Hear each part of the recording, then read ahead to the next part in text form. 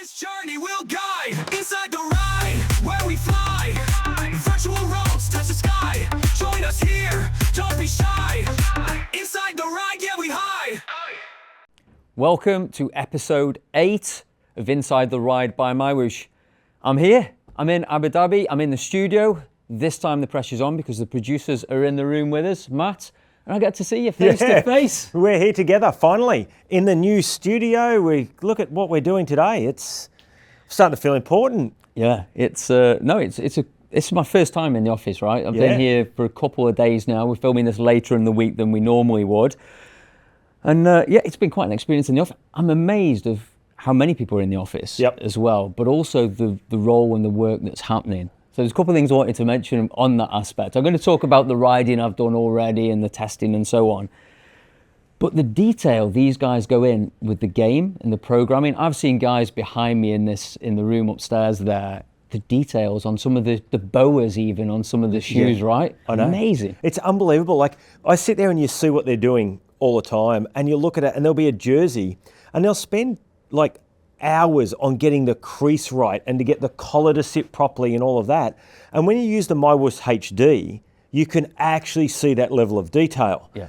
Now, most of it's there in the normal MyWhoosh version as well, and on the iPad version and all of those things. But yeah, the level of detail is just unbelievable on everything, even down to the group sets. If you have a look at some of the bikes and you zoom in on the rear derailleurs and the front derailleurs and the cabling's in the right position, and it's crazy what they do. And then you've got the development side over the other side of the room that you've been in there, and you walk over there and you hear these conversations from the game design team, and then it's like, well, what release can we get that in? And someone on Facebook raised that we should do this, and someone's like, I'll write up a document. And it's constantly something going on, and it's good to have you here and a part of seeing, I think, the bigger picture of MyWhoosh. No, it's amazing, really. And it's funny that I was just thinking about it because I rode here for the first time the other day in the studio that we've got, the testing studio as well.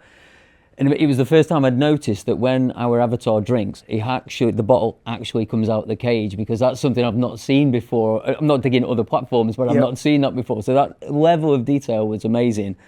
But I'll tell you the other thing is, I'm going to go back fitter than I arrived. I thought I was doing a lot of riding before I got here, but the amount of testing that we're doing and the amount of riding that we're doing just to test the new stuff that's coming up, but of course in the build up to the Worlds as well.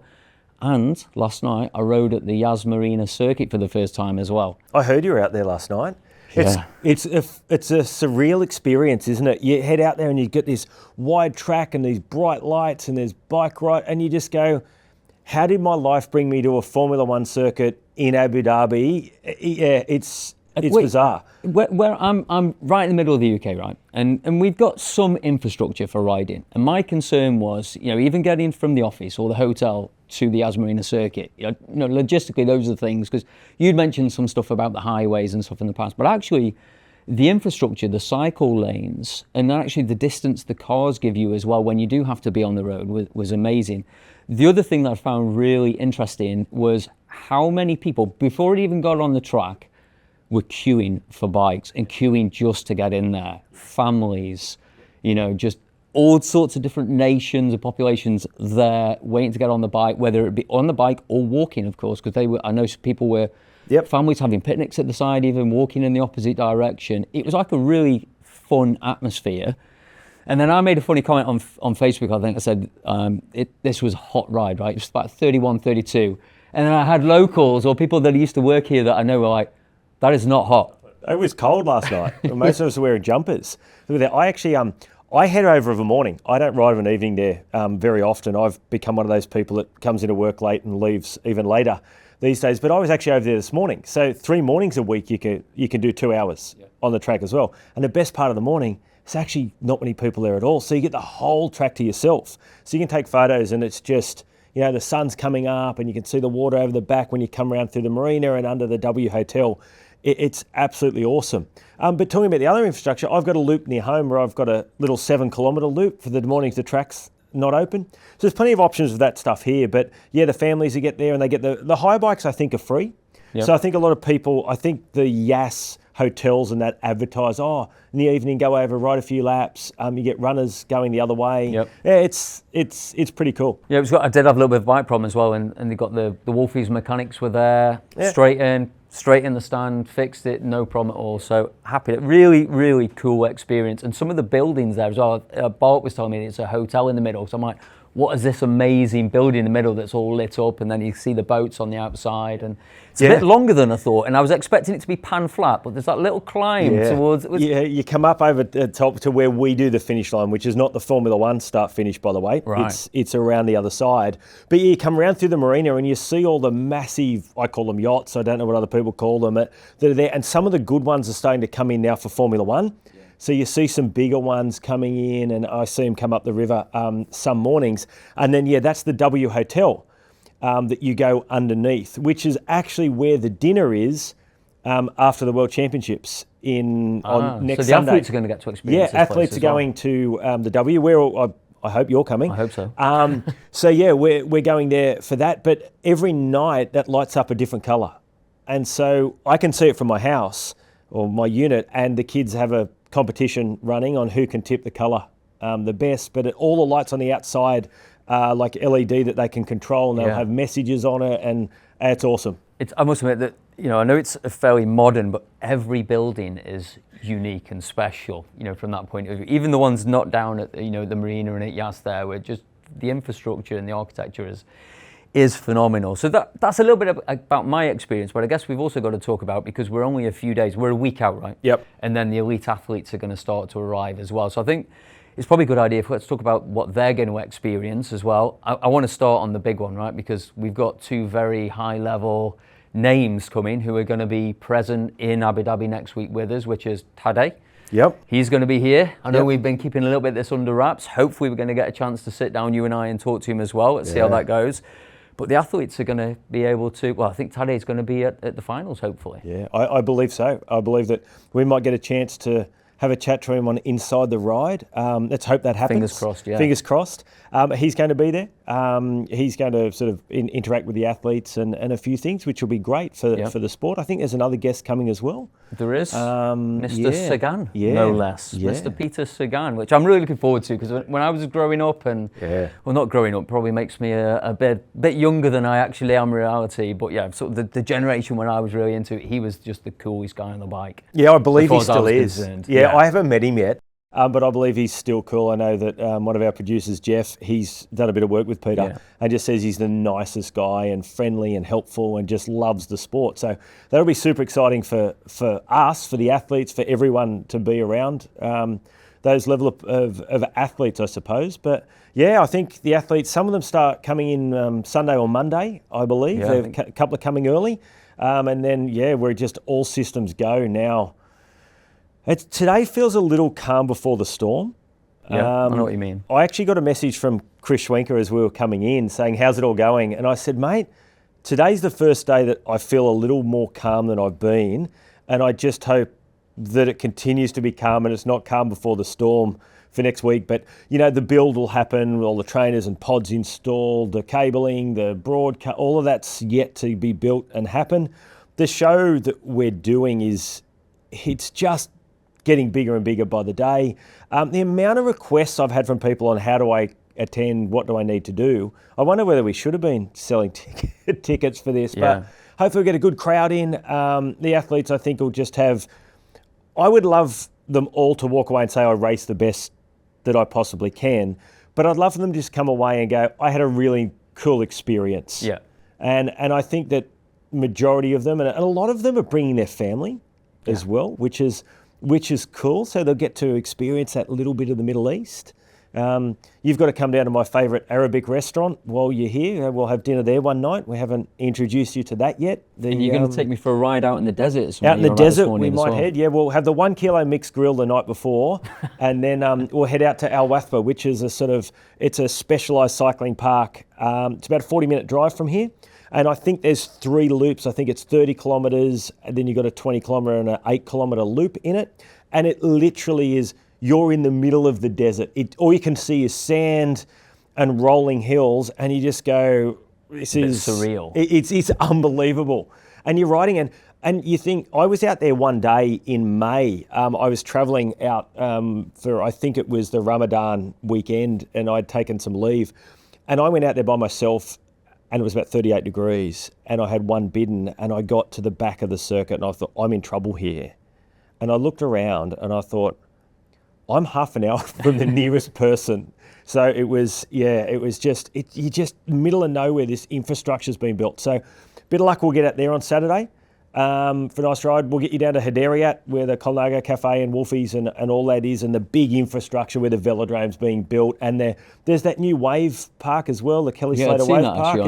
On the socials. Yeah, that's opened up. There's lots of things, and the athletes will get to experience and see a lot of this as well. And we'll put on a big show. Well, I want to talk about the show. I want to talk about that venue as well, because again, just meeting some of the team, having a more detailed look at sort of the renders of the place there. I've never been to like a big sporting event, I've seen sporting events, I've been to venues, but never from sort of the back side of things, if you like, where, as an athlete or even as a, journalist or anything like that.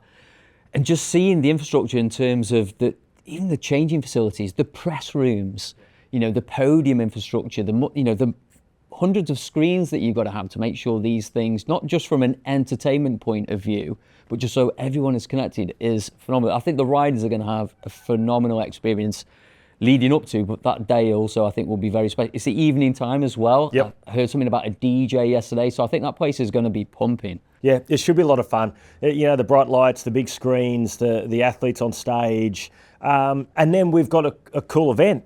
Yeah. Right. So it's a well thought out 3-stage event. They're going to enjoy the racing. It's going to be hard. Yep. I think we'll have a genuine world champion or champions come out of it. I'd be interested to see how many of the men really study how the women's race goes, because women's race is first. Yeah.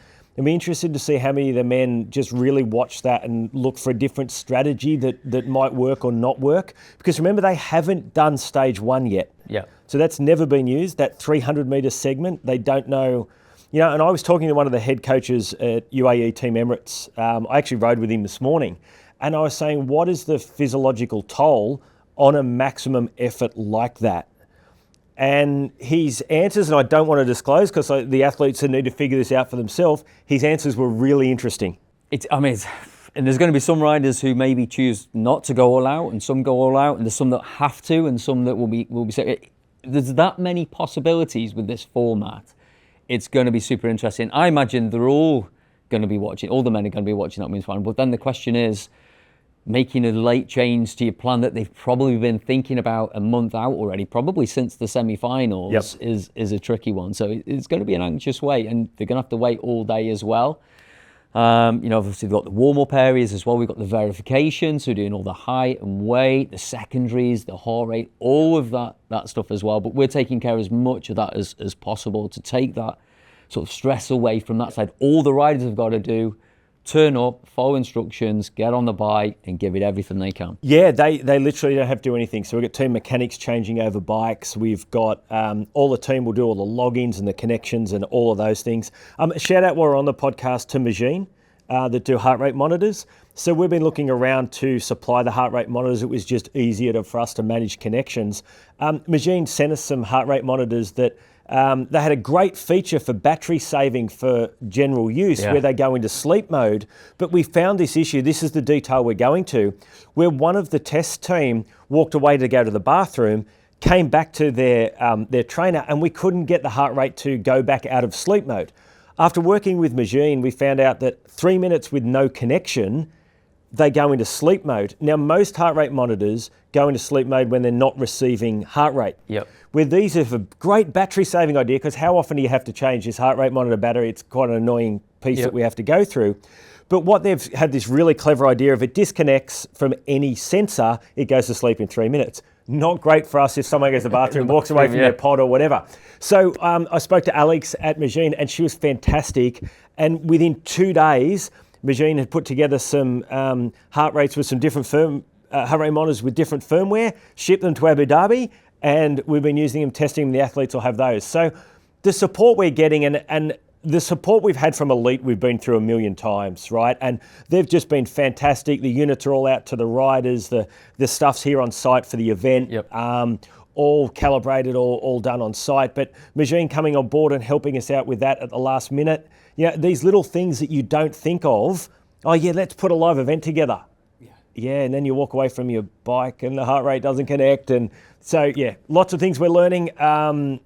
It's going to be... Again, just even if you're a fan, right, and you want to come along and you're in Abu Dhabi, then there's a lot going on as well. We've got different brands there. We've got some brand exhibitions. We've got the 360 experience as well. So hopefully we're going to have a treadmill in there because obviously we've got MyWhoosh Run as well because we're going to be working with Super Tri. In the future, so we've been working hard on that running. I know that the guys have been working really hard on the back end there as well, and there's some super cool stuff. Actually, talking about Super Tri, we've just got the recordings in from those 5 athletes who've recorded these VODs. Oh wow, okay. So we're just the producers and the editing team are just going through these at the moment. Johnny Brownlee's done one, Vincent Louis has done one. There's 3 other athletes that have recorded that I can't remember off the top of my head right now, but 5 VODs from the real top-end elite of that triathlon sport. So we're going to look out for those in the next month or so. So absolutely awesome. And talking about VODs, lives, workouts, last night, Lionel Vujasin did his first live workout. And if social media is anything to go by, it was a good one. There was a lot of comments on hairspray. And apparently I've got to up my hair game and hairspray game because Lionel took it to another level, which I think he's going to get a reputation for now. But apparently the workout was also a pretty tough 35 minutes. Well, hopefully they let him through the airport with all his hairspray. That'll be the main thing Lionel's got to get done. I promised him I'd sit up for that one last night, and I didn't. I didn't see you on the list. No, I apologise, Lionel. I will certainly join the next one. But yeah, look, having those people is great. We'll get some lives with some of those key Super Tri people as well. And for our listeners and community out there, we are actually doing Super Tri E World Championships. So World Indoor Triathlon Championships will be, I hope, in early April next year. So that will be on MyWhoosh. So we've really got to get our running game in order now. So we're working very hard on that. We've just had somebody new start in the team to manage that relationship and contract. I hope to be over in Neom for the final event with Super Tri in a couple of weeks' time to really get a feel. And it's a fantastic series. And I've been out of the triathlon world for 25, 30 years, right? So, I was around that space. Ex-world triathlon champion was best man at my wedding. So I sort of know that space quite well. But I've sort of lost a little bit of touch with it until recently. And it's huge. And the fan base and the participation and it's so much... sort of all ties in. Cycling to me is very hierarchical. Triathlon doesn't feel to be like that. So I'm really hopeful that we can get some really good running events. I had a message from one of the SRC races last night, Tom, saying, hey, I haven't been riding much lately, but I just figured out you've got running. Here's what you need to do in running and here's how you can improve and all of that stuff. So we certainly have that coming, but we're going to have the bike run, all of that for Super Tri. You were in the first meeting with them about that event in particular. I think they've got some really good plans that we'll let them share, but on how they want to do things differently and really build this up for the future. I'm already thinking duathlons, all sorts that we could do now. We've got those things. I know the team are working hard, and like you say, the new members of the team that have got this triathlon background will also help with that. Actually, just one more thing that after that, I actually spoke to Johnny Brownlee yesterday, and he was like, I love... he basically spent 35 minutes in front of the camera recording this and then instantly dropped a member of our team who's also a background in triathlon and said, how do I get this with, because he's got Brownlee Fitness. Right. And him and his brother, a bunch of other coaches do coaching sessions with triathletes, cyclists and all sorts. So he's like, how do I access this live video? So those guys hopefully are going to be making more of this live and VOD function as well. So loads happening on that side. The other thing I wanted to talk about just before we went as well, because we mentioned the elites, was SRC again this weekend. I know it's important that we cover this every week. I had to look down the results. It was California for men and women this week, right? And the top 6 men, I think, were all finalists. So it's really interesting. The cream is starting to rise to the top. They're all peaking now a week out from the finals. It is going to be amazing from that point of view. Same with the ladies. I think we had 6 in the top 10, or even 7 in the top 10 on the ladies' side as well. So they're all sharpening the tools, and the athletes are ready, I think. Yeah, definitely. And I've seen a bit of social media and a few chats and all the stuff that's going on about it. There's a World Championship group chat that we're all on with the athletes, and there's starting to become a little bit of banter on there now, which is sort of leading into this, and everyone's tapered up and ready to go. I'm going to award a prize for the dirtiest bike, I think. If someone turns up and I get grease on my hands, there's going to be all sorts of trouble when we're putting them on trainers. I might take one of Michael Knutson's lightweight wheels and pull the spokes out of it and make a necklace out of it or something like that if his bike turns up dirty. But no, look, there's lots of that stuff happening. The athletes now are in, I think, that phase of excitement. I think we've got another SRC this week, which I think is Belgium for men and women, I think this week, or Paso Alto for women. I can't quite recall at the moment. I'll check in with the team. But yeah, everyone's ready and raring to go. And yeah, it's going to be awesome. So I'm going to race from here, I think, on Sunday. So I'm going to come into the office to race from here. Phil wants to do that as well. But then I think we're hopefully going to do SRC with some of the World Championship athletes as well from Abu Dhabi. Whether doing it from the hotel or venue, wherever we figure out. But again, I keep having messages. I'm like, guys, you need to go through athlete liaison now. From this point of view, but they're like, no, how do I race SRC the following day as well? So it'll be interesting. I think how hard they go and how recovered they'll be will be an interesting one. And I think I'm going to send them up Jebel Hafet. So it's I would. It's the sensible thing to do. Yeah, they haven't had it for a while. It's been a couple of months since we've used it, so they can race the night before and all line up again the next day. I'll teach them to whinge to me about not getting enough climbing, like a couple of them keep whinging to me. So yeah. Good luck with that, guys. I think the other thing I want to say as well, I do want to give a shout out to the other athletes as well with category 2, 3 and 4, because we know everyone across the categories are working on. Category 4 is also really lit there in terms of the power and the work these guys are doing. So in future episodes, we're definitely going to give a shout out to all of those category riders, I think men's and women's as well. Because I know we've been focused the last couple of weeks on those elite, but we know how dedicated they are across all the categories. And again, I just looked at some of the names from Cat 2, 3 and 4. Luke Allport taking Cat 3 this time as well. Gina Van Rossum, I think, picked up Cat 3 on the ladies' side. And both those two are really dedicated cycling esports athletes. So just wanted to make sure that we cover all the categories there. Yeah, and one of the genuine locals from around the UAE, Bo Armour, I think he pronounced his Category name. 4, yeah. He won Cat 4. And Bo's worked his way through right from down the bottom. He's got fitter and fitter. And he's a guy that people sort of know around here. He's just a local rider. And yeah, so he got his first win. Luke, I think that's Luke's first. Luke sent a message to me a few weeks ago going, I got 5th or 6th or something. He goes, I want to get a 6th maybe it was. He goes, I really want to get a top 5. And he came out for a win. And I was chatting to one of the other Cat 3 riders and said that Luke nearly got dropped on the first climb, came back and then rode really, really well to get that. So fantastic for him. I think it's Hannah Goodall won. She did. Cat 3? Yeah, Cat 2 I think. Yeah, and that's obviously David's wife or daughter. I'm presuming it's David Goodall's wife that races as well. So there's lots and lots of different winners and things happening. We've also had this website pop up that's got all the results. MyWhoosh info. Yeah. And this is something that we've chatted about it before, right? Results, ranking, and so on, and we've had a few discussions internally, and I'm really pleased. This has come from the community. So it's Jakob from the community there. I think he is a programmer, but he's a cyclist as well.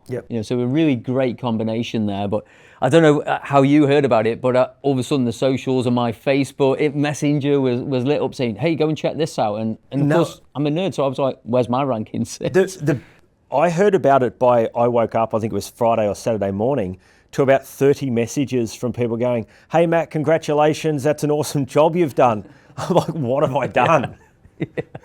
What have I done? I thought, it's nice to get some positive feedback for change sometimes. And I'm like, what have I actually done? So I had to write back to one of the guys, I don't know what you're talking about.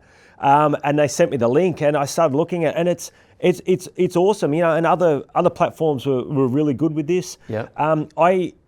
I just like that someone in the community has done it. And you and I have talked about this in depth about how do we actually do this, because we know it needs to be done. And I've always said to the management team here, let the community do this. It can't always be a MyWhoosh push out. Let them do that. Let them see and work at how it puts together. But like, you know, I've worked here for nearly 4 years, and I was waiting for a meeting to start yesterday, and I'm sitting there on my phone. I spent about an hour on it, looking at all of these different things. So I can tell you, Phil Graves has done 180 SRCs. I think Catherine Fuhr had done 135. I had all these people and how many wins they'd had. I then looked up myself, and that was not a good idea at all. And then I'm going through all these other names, and I'm looking the last time they raced and how many different people. And then I saw that some of the results from the classics and things are in there as well. It's not just SRC. Yep. So all of the premium events are coming in there. Yep. And look, we're here to support the community. We always say that. We want this to grow, and what Jacob has done, and we'll. No, it's you know what we're going to start doing next, right? I'm going to do it before Sunday. Is I'm going to start analysing, because it's got all the power there as well from the previous races. Yeah, right. As well, and it's got their best 5-minute best, 1 minute best one. So we know, me included, are going to start assessing the competition in their categories. So it's going to be really, and it's, you know, I've no secret about this, but it was one of the first things I said to you, I think, when I joined MyWhoosh is, I want to be chasing rankings, and I think that's what the community wants as well. He had I actually noticed that yesterday. There's a score. There's like a SRC ranking score. I have to find out how that's been calculated. I don't know. But what I don't like about it, there's one thing. It's not your own ranking. Everyone knows my weight now. Yeah, it's no escaping that. Yeah, and you'll see a little graph where it's getting higher and higher and higher. But I have ridden 3 times this week, so might working on. Yeah, we're going to ride a couple of times this week as well, early mornings. So I say I'm going to go back fitter, hopefully go back a bit lighter. So then hopefully next month in SRC, get a few more results or just trying to break a top 10 would be nice. But be nice for me as well. But no, it's great to have that from the community. And I'll be honest, I did reach out to Jakob as well. So hopefully we can support that, because I think there's a couple of extra things he said he wants to do. Yep. So I think if we can find a way to help with that, then we will. So look for more, I think, in that space. Okay. In terms of that, I think that's it for today's show, man.